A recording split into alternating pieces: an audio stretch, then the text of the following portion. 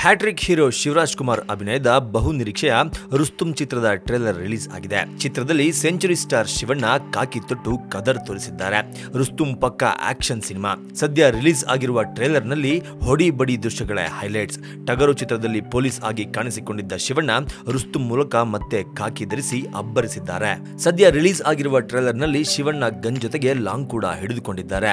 ತುಂಬಾ ದಿನದ ಹಿಂದೆನೆ ರೌಡಿಸಂನ ಕಾಂಟ್ರಾಕ್ಟ್ಗೆ ತೆಗೆದುಕೊಂಡಿದ್ದೀನಿ ಅಂತ ಮಾಸ್ ಡೈಲಾಗ್ ಹೊಡೆಯುತ್ತಾ ರೌಡಿಗಳನ್ನ ಅಟ್ಟಾಡಿಸಿಕೊಂಡು ಹೊಡೆಯುವ ಶಿವಣ್ಣನ ಸ್ಟೈಲ್ ಅಭಿಮಾನಿಗಳಿಗೆ ಕಿಕ್ ಏರಿಸುತ್ತೆ.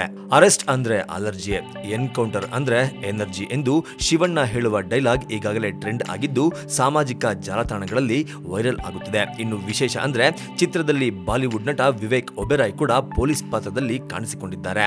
ಮೊದಲ ಬಾರಿಗೆ ಕನ್ನಡದ ಪ್ರೇಕ್ಷಕರ ಮುಂದೆ ಬರುತ್ತಿರುವ ವಿವೇಕ್ ಒಬೆರಾಯ್ ಟ್ರೇಲರ್ನಲ್ಲೇ ಕನ್ನಡಿಗರ ಗಮನವನ್ನ ಸೆಳೆದಿದ್ದಾರೆ. ಅಂದಹಾಗೆ ರುಸ್ತುಂ ಚಿತ್ರ ಸಾಹಸ ನಿರ್ದೇಶಕ ರವಿವರ್ಮ ಸಾರಥ್ಯದಲ್ಲಿ ಮೂಡಿ ಬಂದಿರುವ ಚೊಚ್ಚಲ ಸಿನಿಮಾ.